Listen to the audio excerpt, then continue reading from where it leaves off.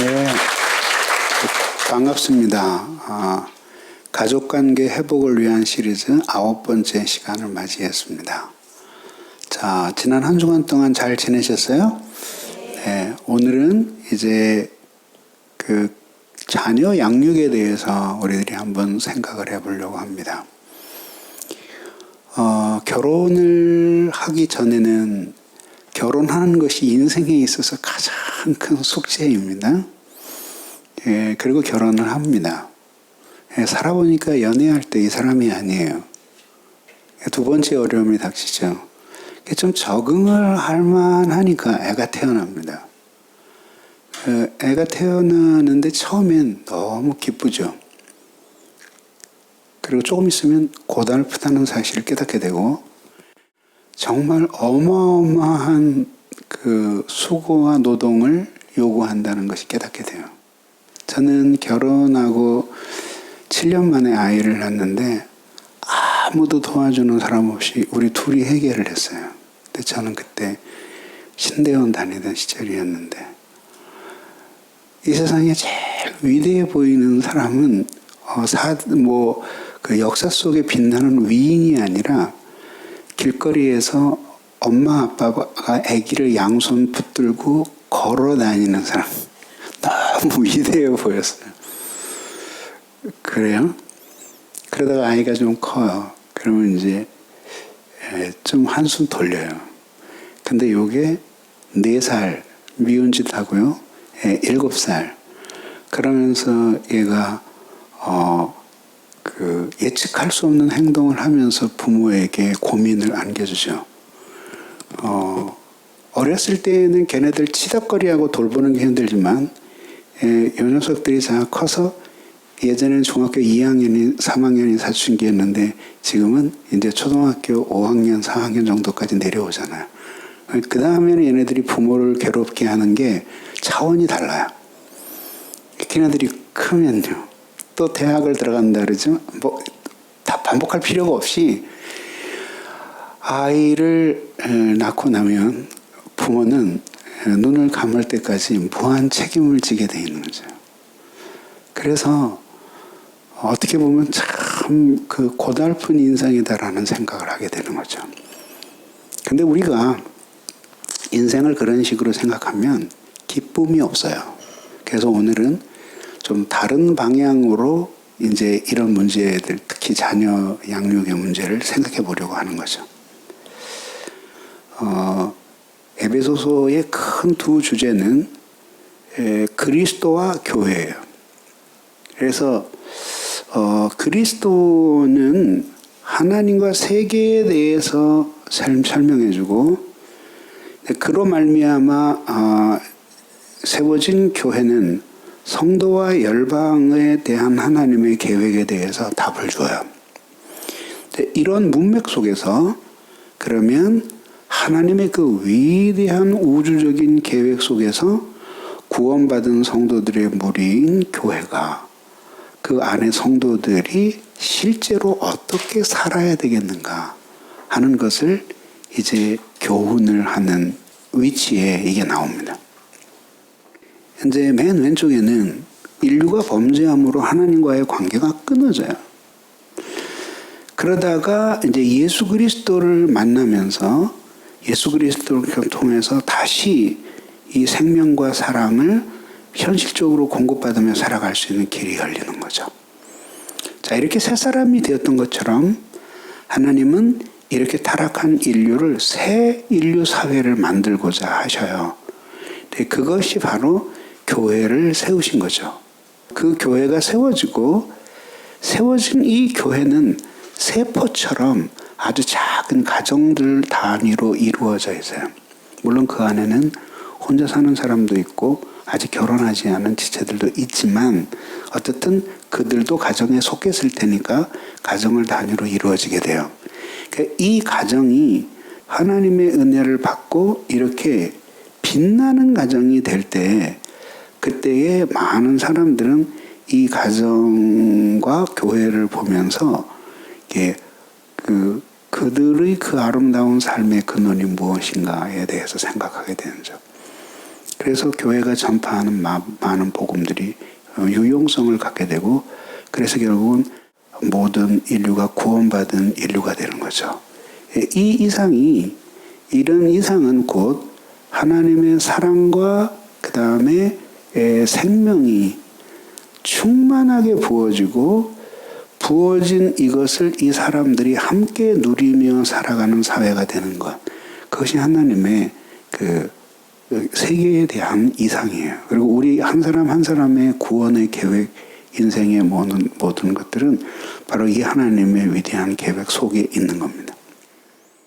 제일 뒤에 계신 분은 할머니와 할아버지, 그리고 그 다음에 어머니와 아버지, 자녀들이 여기에 있어요. 그런데 이제 그 가정의 문제는 사실은 가족의 문제예요. 가정의 문제는 그 가정을 이루는 구성 요소들인 그 가족들이 문제가 있을 때 그 가정은 문제를 지니게 되는 거죠. 근데 그 가족의 문제라고 하는 것은 결국은 그 가정을 이루면서 문제가 생겨진 건 아니죠. 물론 이제 피할 수 없는 사정에 의해서 결혼하기 전에는 참 괜찮은 사람이었는데 결혼하고 별로 안 좋아지는 사람도 우리가 생각할 수 있죠. 그렇지만 근본적으로 이 인간의 바탕이라고 하는 것은 크게 변하는 것이 아니기 때문에 함께 가정을 이룬 그 상황 속에서 감추어져 있던 그 사람의 어떤 사람됨이 가족 관계를 통해서 나타나는 거거든요.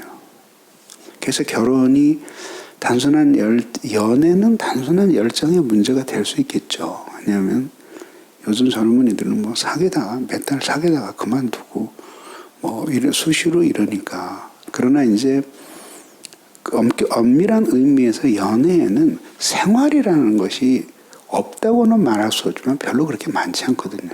그런데 결혼은 사실은 생활이에요. 함께 살아가야 됩니다.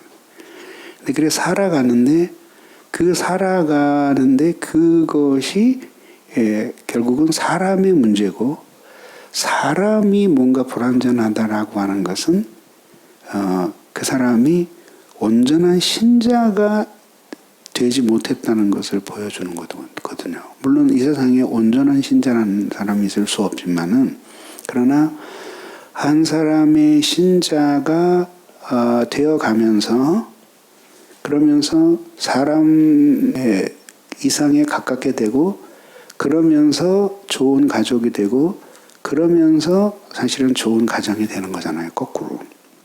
그래서 이제 결혼을 하잖아요. 그러면은 좋아서 둘이 만나 결혼하는데 이게 실제적인 큰 부담이 뭐냐 하면 이 사람을 다 몰라. 물론 이제 오래 연애해서 볼 거 못 볼 거 다 보고 바닥까지 들어가면 좀 더 많이 알겠죠.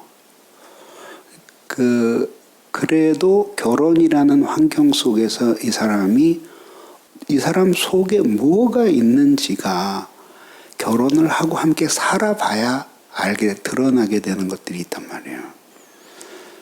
그러니까 그렇게 똑똑한 남녀가 얼마나 면밀하게 판단을 했을 텐데도 결혼을 해보면은 깜짝 놀라서 이 사람이 이런 사람이었구나 하는 걸 깨닫게 되잖아요.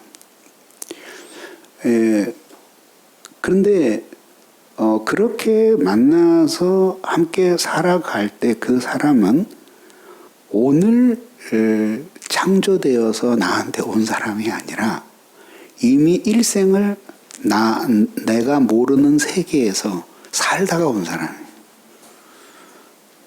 근데 그 사람이라고 하는 것은 결국은 다른 가정에서 태어나서 우리가 다 알지 못하는 환경 속에서 부모와 형제들, 가족들의 영향을 받으면서 그렇게 살아와서 뭔가 형성이 된 사람이에요.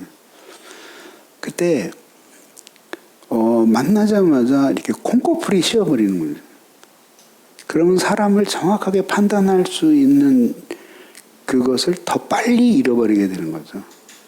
근데 다행히 그 사람이 정말 좋은 사람이었으면 행복한 거지만, 이제 그렇지 않은 사람을 이제 그렇게 착각했을 때에는 이제 많은 시련이 뒤따르게 되는 거죠.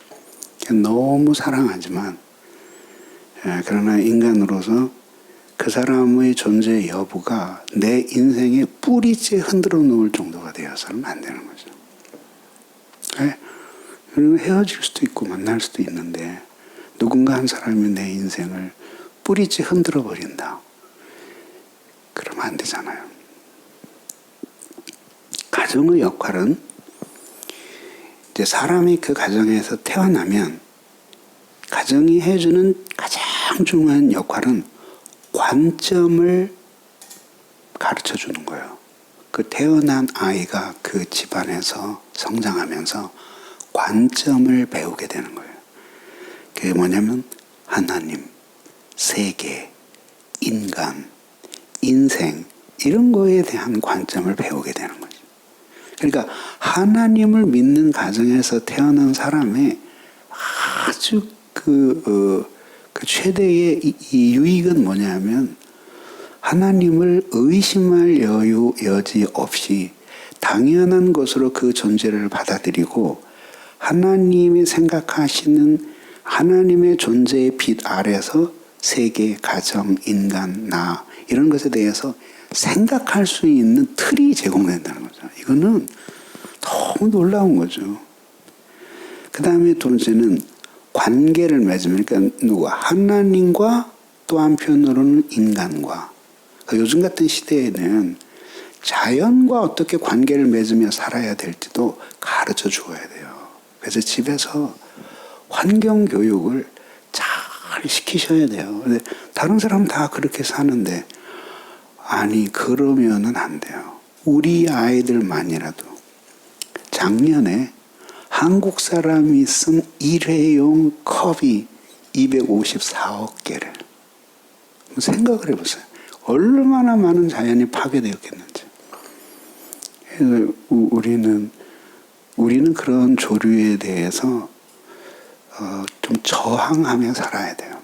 완전하지는 않다 하더라도 저항하면서 살아야 돼요. 그 다음에 이제 한 인간으로서 사랑, 그 다음에 자유, 이에 따르는 책임, 다른 사람과 함께 어울려 살아가는 평화, 이런 것들의 가치를 가정을 통해 배우는 거예요.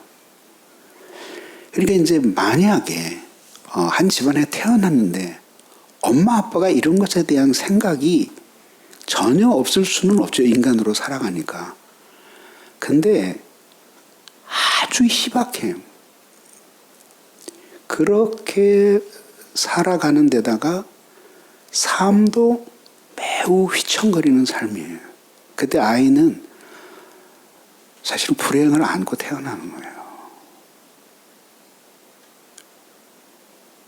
그래서 이제 그 아이는 그걸 부모로부터 오히려 못 배우고 혹은 잘못된 것을 배우면서 이 아이는 온몸으로 부딪히면서 그것을 배워가는 거예요. 근데 이제 이게 참 어려운 게 뭐냐면 고통도 뒤따르지만 이 아이가 그런 부모 밑에 태어나면 똑같이 생각이 없는 인생을 살 확률이 매우 높은 거예요. 그래서 교육은 너무너무 중요한 거예요. 그래서 엊그제도 내 뉴스를 보면서 마음이 아팠던 게 뭐냐면 소득 상위 20%가 지출하는 교육비가 하위 20%가 지출하는 비용의 한 30배 정도 돼요. 그러니까 그거를 만약에 한 5%로 줄인다고 그러면은 그 격차는 비교가 안 되는 거예요. 그러면은 그 아이들의 사회적인 신분이나 생활 이런 모든 것들이 극복할 수 없는 차이로 그냥 원하지 않아도 세습이 되는 거예요. 계속해서. 실제로 통계가 나왔는데 잘 사는 애들이 도덕 수준도 높다고 나왔어요. 이런 것들은 우리가 너무 가슴 아픈 거예요. 어떻게 하든지 그 가난이 대물림 되는 것만 무서워하지 말고 교육이 대물림 되는 것을 두려워해야 되는 거죠. 어쨌든 그런 사랑, 자유, 책임, 평화 이런 것들을 학교에서 가르치는 건 이미 늦었어요. 이런 기본적인 것들이 어렸을 때 적어도 유아교육자들에 의하면 3세에서 5세 사이에 한 80% 이상의 인간성이 형성이 되는 거예요. 뿐만 아니라 기독교 가정에서 태어나서 온전한 신자가 됨으로써 어떻게 사람다운 사람이 되는지를 배우는 것이 가정을 주신 하나님의 계획이에요. 자, 자녀를 길러요. 근데 오늘 자녀에 대한 덕목을 이야기하면서 노엽게 하지 말라로 얘기하는 거죠. 파로르기조라고 해요. 이게 경노하게 하다 이런 식인데요. 근데 그게 이제 두 개, 하나의 전치사와 동사가 합해져서 나오는 건데 파라는 옆에 혹은 넘어서 이런 뜻이에요. 전치사인데요. 그래서 여기서 나온 단어 중에 하나가 영어의 parable, 그 우화라고 하는 거예요. 우화는 이렇게 그 직선적으로 말하지 않고 옆에다가 툭 하고 던져서 그걸 보면서 이쪽 걸 생각하게 만드는 게 그러거든요. 그 다음에 또 뭐가 있을까?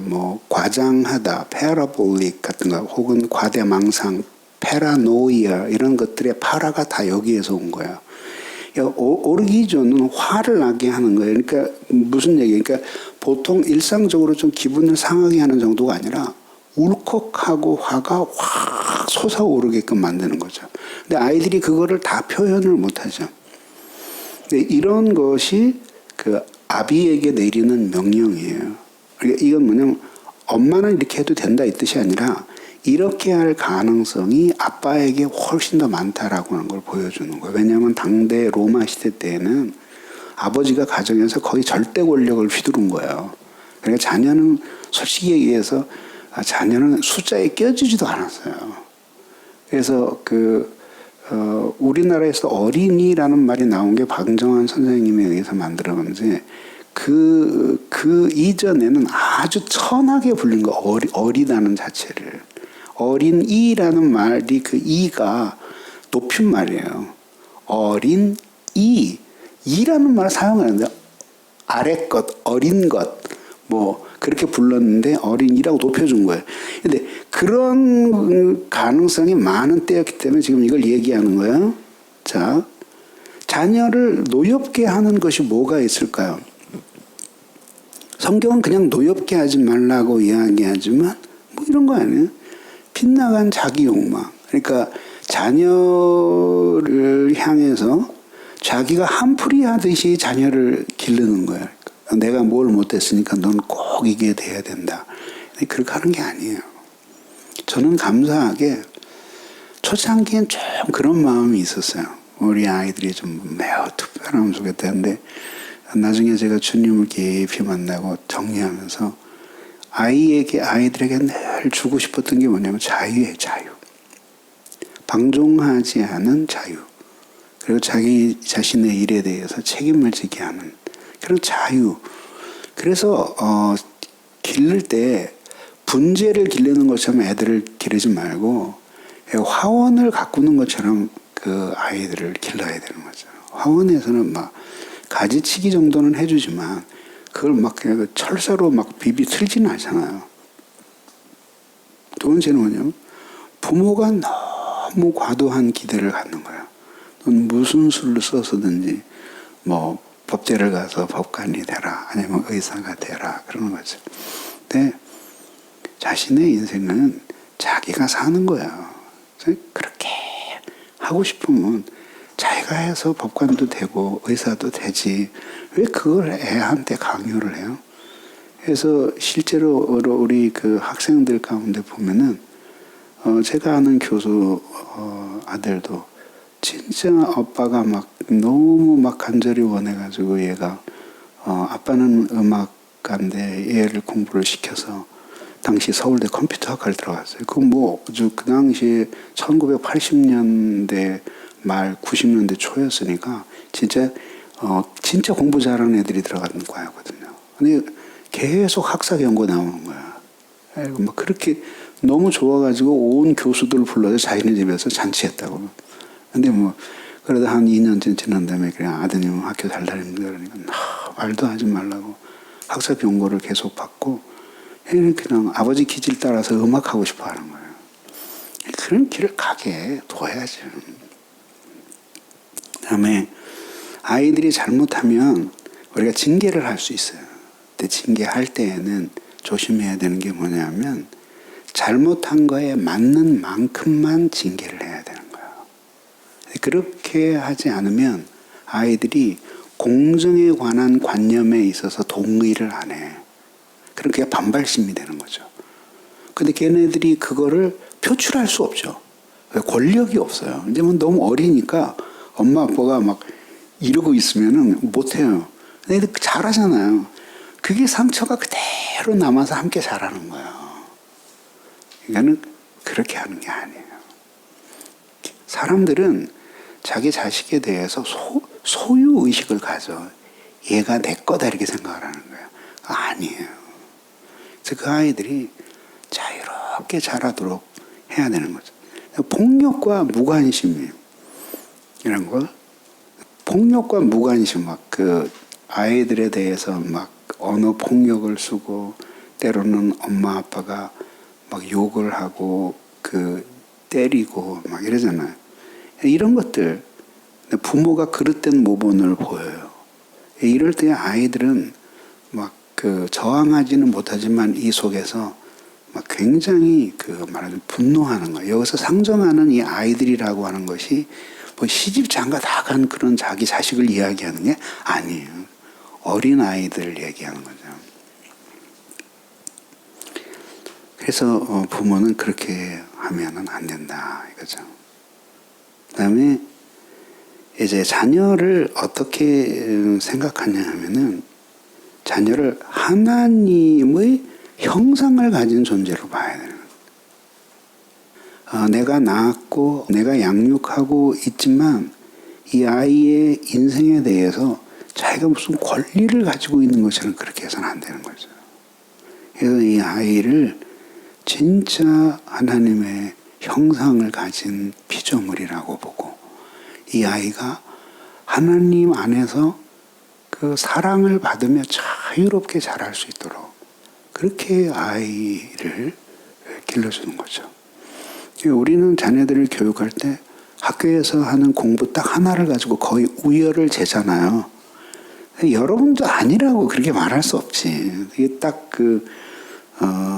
솔직히 얘기해서 우리 아들이 다른 아들보다 약간 얼굴이 덜 생겼다는 것 때문에 자존심이 상하진 않지만 얘는 학교에서 100점을 맞는데 얘는 70점에서 계속 왔다 갔다 한다. 그럴 때 자존심이 좀 상하고 더군다나 얘가 인류대학교 들어갔는데 얘는 전문대도 못 들어갈 실력이다. 그러면 자존심 상하잖아요.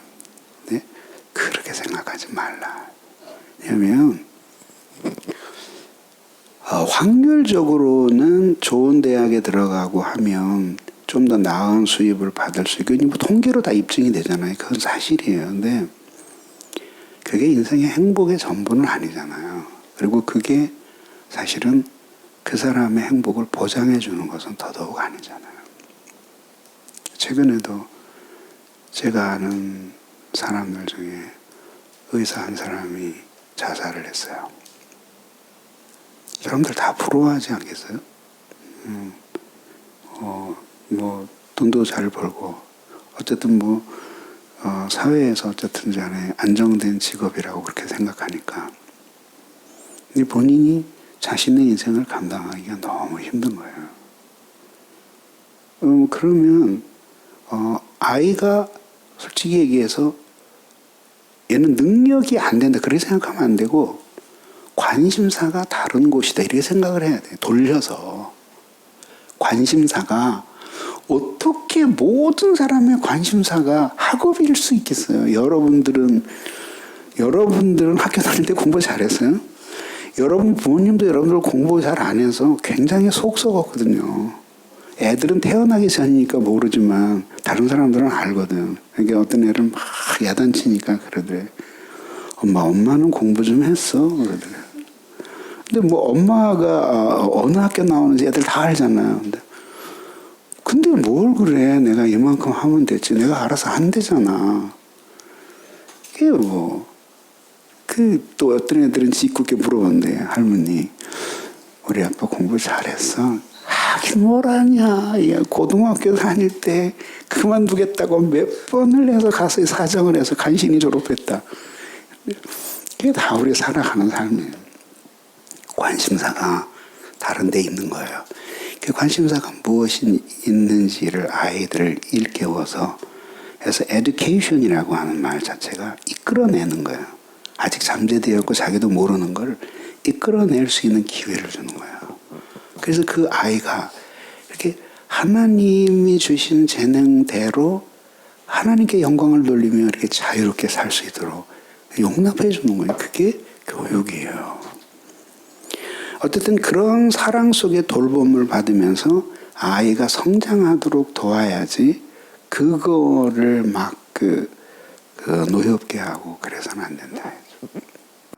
제가 얘기하는 거는 교육을 포기하라 그런 뜻이 아니에요. 애들가 공부 싫어하니까 그냥 포기하라. 그런 뜻이 아니에요. 그렇게 오해를 하면 안 돼. 가르치되 하나 명심해야 될 것은 아이와의 관계가 깨뜨려지지 않도록 인격적으로 이끌어야 된다는 거예요. 자, 자녀에 대한 부모의 덕목을 두 개를 제시하는데 하나는 소극적인 거를 제시해요. 그냥 노엽게 하지 말라는 거예요. 적극적으로는 양육하라요. 그러면 뭘 가지고 양육하냐? 그런데 사랑으로 양육을 하는데 사랑하는 마음에 들리워진 두 개의 도구가 있어요. 그게 뭐냐면 교훈과 훈계예요. 이 두 번역은 원래 히라보가 가지고 있는 그 말을 우리에게 정확하게 전달해 주지는 못해요. 근데 개념이 되게 그런 개념이라는 거예요. 그럼 좀 더 설명을 해보면 우선 양육을 한다 그러는데 이게 원래 소아과에서 쓰던 용어예요. 아이들이 스스로 자랄 수 있도록 기르는 것. 그래서 그 아이들을 이렇게 세워주는 것. 건강과 정신 모든 것에 있어서 이것을 양육이라고 부르는 거거든요. 그러면 성장하기까지 영양을 공급하다. 어린아이들은 자기에 필요한 영양을 다 섭취를 못하잖아요. 그러니까 누군가가 그래서 아이들이 자랄 때 아이들이 먹기 싫어해도 막 숟가락 들고 막 따라다니면서 먹이는 이유가 아이들은 그런 판단이 없기 때문에 먹기 싫어하는 아이들을 내버려 두면 이제 발육이 안 되는 거예요. 그래서 이제 어린아이를 기르는 것을 의미하는데 이 양육은 사육하고는 달라요. 사육은 짐승이 자라게 사료를 주고 성장하게끔만 하면 돼. 근데 그게 아니라 여기에는 또 다른 요소가 개입이 되는데 그게 올바름이라는 요소예요. 올바름의 기준이 뭐겠어요? 하나님이 그리고 인간이 누구인지를 깨닫고 하나님이 원하시는 대로 반듯하게 자라주는 거죠. 그게 이제 올바르게 기르는 거예요. 교훈으로 그랬는데 이게 파이데이아라는 거고 여기에서 영어의 교수학을 의미하는 pedagogic이라는 말이 나와요. 그리고 파이디온이라고 하는 히라보 단어는 어린이라는 단어예요. 파이데이아라 그랬는데 이건 무슨 뜻이냐면 교훈, 훈육, 교양, 훈련. 어떤 훈련이 군사 훈련이 아니라 생활의 훈련. 그 다음에 징계 이런 의미를 가지고 있어요. 이런 것으로 아이를 가르치는데 그 목표는 판단력을 기르고 인간으로서 선한 습관이 확립되게끔 도와주는 거죠. 그게 교육이에요. 강아지를 입양을 하나 사왔어요. 네. 올 때 걔가 난지 한 15일쯤 됐었나? 그 정도밖에 안 됐어요. 아주 어렸는데, 놀라운 게 애가 딱 들어왔는데 막 엄청나게 긴장을 하는 거예요. 그리고 막 그 낯선 표정이에요. 제일 먼저 배변 훈련을 시키는데, 나 어떻게 시키나 그랬더니, 이 배변 패드를 여러 곳에 깔아두는 거예요. 처음에는 이제 와서 아무데나 넣어. 그러면 눈 그 자리에다 배변 패드를 깔아주는 거예요. 여러 개를 깔아요. 처음에는 한 4개씩 이렇게. 어디 가든지 하얀 배변 패드가 있는 거예요. 이렇게 놔. 그 다음에 이제 며칠 지나면서 하나씩 없애는 거예요. 알겠어요? 그래서 딱 한 개만 남겨두는 거예요. 신기하게 얘가 10일 만에, 온 지 10일 만에 정확하게 배변을 가리는 거죠. 그래서 잘못해서 배변 패드가 베란다에 있는데 모르고 이제 문을 닫고 자요. 그러면 얘가 아침에 문을 열어주면 거기에 가서 막 호수처럼 쏟아내는 거예요. 그게 없으면 배변을 못한다는 거를 얘가 인식을 하는 거예요.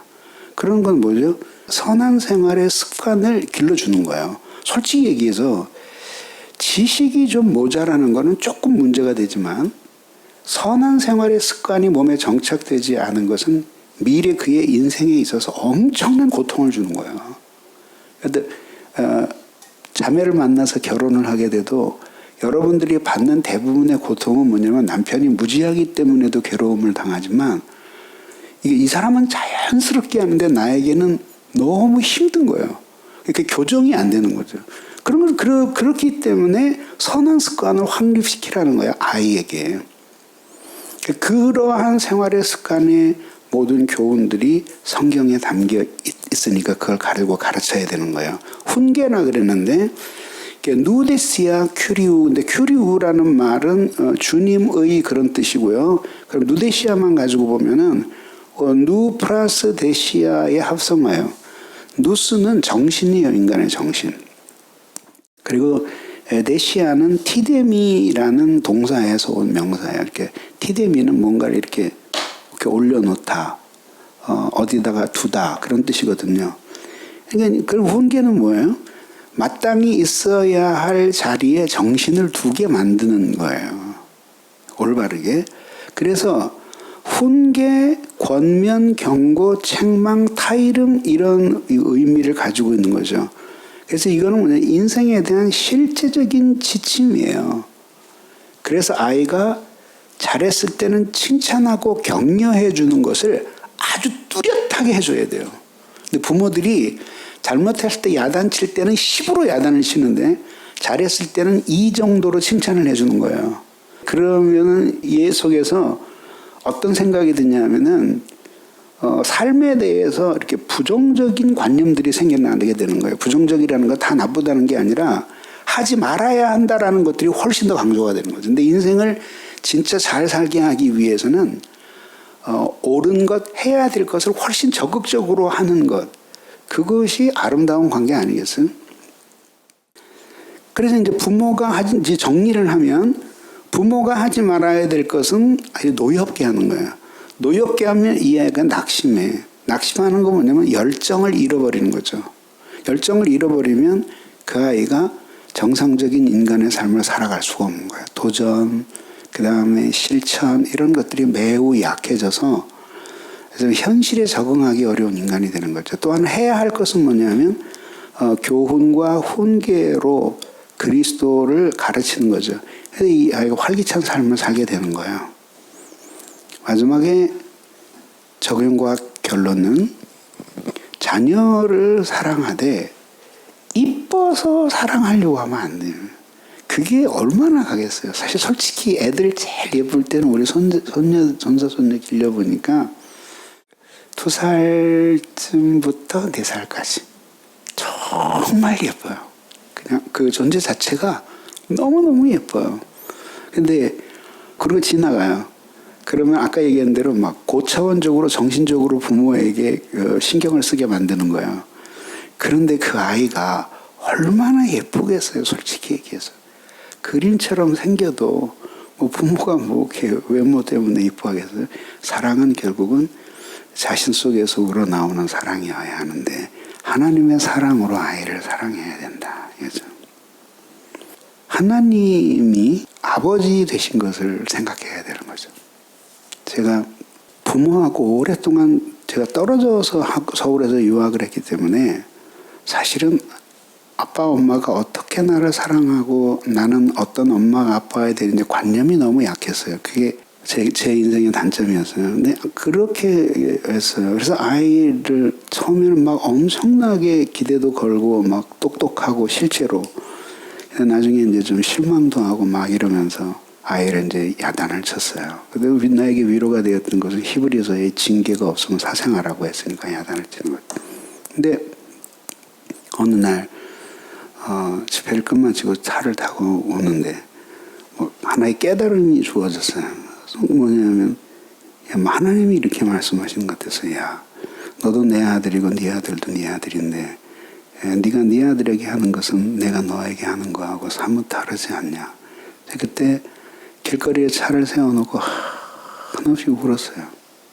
그때 또렷하게 떠올랐던 게 두 가지였는데 하나님이 나같이 망가진 인간을 어떻게 사랑하셨는가 하고 또 하나는 뭐냐면 우리 아들이 그때는 나한테 그렇게 꾸지람을 듣고 기본적으로 아이를 향한 따뜻하고 깊은 사랑이 모자랐거든요. 그래서 혼자 얼마나 외로웠을까. 그 정말 많이 울었어요. 그게 나의 자녀 교육에 있어서 하는 회심의 사건이었어요. 그리고 그 다음서부터는 아이를 사랑만 해주자. 그래서 저는 그 다음서부터 그 전에는 매 학기가 아니죠. 매번마다 성적표를 요구했어요. 근데 그 다음서부터는 한 번도 성적표를 보지 않았어요. 그 아이가 우리 아들이 초등학교 5학년 때 일이었어요. 사랑만 해주었어요. 오늘 아침에도 집을 나오면서 가슴이 아릿했어요.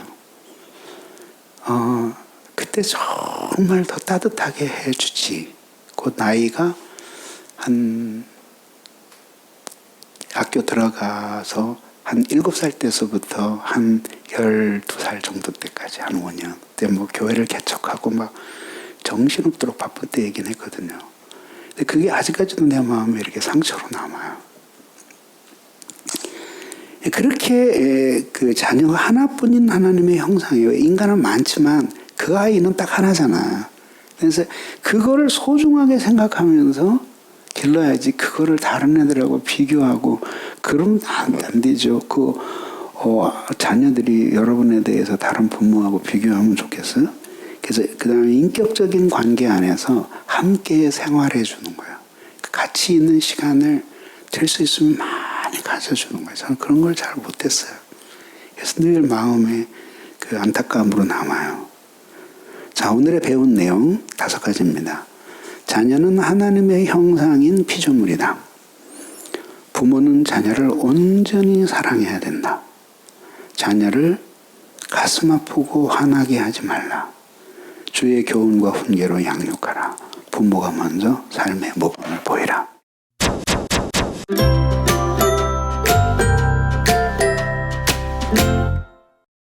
저희 자녀는 초등학교 4학년 여자아이 하나인데요. 다른 것들은 잘 못하긴 하지만 의미가 전달이 되는데 지금 저희 가장 고민은 아이가 이제 미디어에 너무 많이 노출되어 있는 거예요. 그 부분에 있어서 아빠가 그걸 또 해요. 똑같이. 네, 그러니까 왜 아빠는 하는데 나는 못하냐. 그렇겠지. 그래서 저는 이런 부분에 있어서 자녀의 양육 또 그 훈계, 경건한 생활 이런 부분 어떻게 해야 되는지에 대해서 우선 첫 번째로 제일 중요한 건요. 지금 말씀하시는 어머님이 미디어를 무조건 하지 마라 그렇게 하지 말고 먼저 책을 좀 읽으세요. 그리고 강의도 들으면서 우선 풍부한 지식을 가지고 그다음에 그 미디어를 그냥 꼴 보기 싫다 왜 자꾸 하냐 이러지 말고 아주 공정하게 이것이 우리의 삶에 어떤 좋은 영향과 나쁜 영향을 주는가 이런 것들을 우선 지식을 먼저 갖는 것이 중요해요. 첫 번째. 두 번째는 아버지가 제일 먼저 문제예요. 그러니까 아버지를 설득을 해야 돼요. 설득을 하고 대화를 해서 우선 아버지가 자녀가 그런데 빠져서 나중에 어떻게 되는가라는 그런 예를 보여주면서 이 아이를 이렇게 미디어에 많이 노출시키면서 몰입하게 하는 것은 이 아이의 인생을 위해서도 바람직하지 않다. 근거가 뭐냐? 이런 예를 봐라. 이런 예를 봐라. 그리고 당신도 이런 책을 좀 봐라. 이런 특강을 좀 들어보라. 그렇게 해서 먼저 아빠의 생각이 좀 바뀌어야 하고, 그리고 그것을 하지 말라는 게 아니라 정해진 시간에 절제 있게 하고, 그렇게 한 모범을 가지고 아이를 설득을 해서 아이가 그런 생활에 있어서 규범을 가지고 절제 있는 생활을 하게끔 돕는 것이 해결이라고 봐요. 그 다음에 비미디어적인 일들을 하면서 기쁨과 보람을 느낄 수 있게끔 그렇게 한번 해보세요. 뭐 레고를 한다든지 아니면 화초를 기른다든지 아니면은 뭐 바디빌딩 같은 거를 하는 걸 재미를 붙인다든지 사이클을 한다든지 무엇이든지 그게 접해보지 않아서 그렇지 아빠가 재미있어 할 만한 게 굉장히 많이 있거든요. 그러면 노력해보세요. 자, 오늘 여기서 마치겠습니다. 예, 감사합니다.